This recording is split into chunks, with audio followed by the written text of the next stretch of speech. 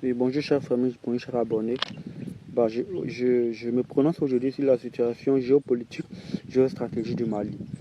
Aujourd'hui, le Mali est devenu un centre de guerre, un centre de combat, là où les grandes puissances veulent montrer leur puissance.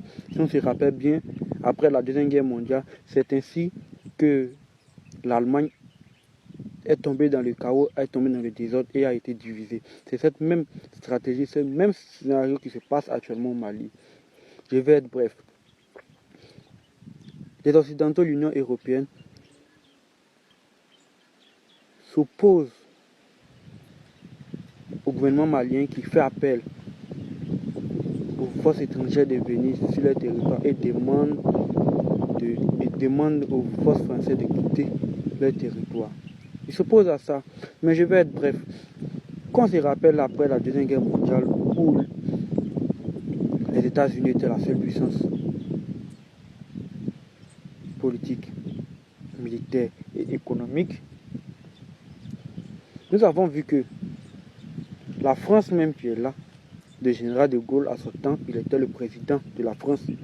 Par coup d'État aussi, il est venu au pouvoir par coup d'État, par une soutenance des Américains. On est clair pour ça. En 1962, il a rejeté la position du président américain. Et il veut, parce que le président américain et les États-Unis voulaient préserver le monopole de la force nucléaire. Ça n'a pas plu à général de Gaulle et en 1966, en mars 1966, général de Gaulle a décidé de se retirer de l'OTAN.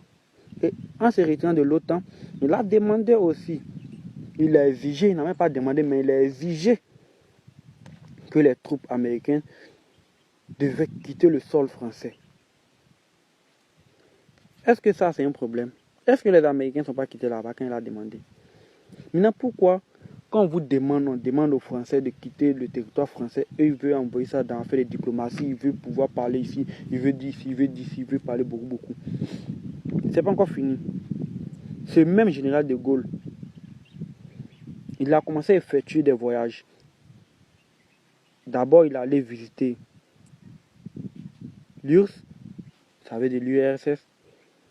En ce temps, c'était Leonid Brejnev qui était au pouvoir. Il allait visiter là-bas.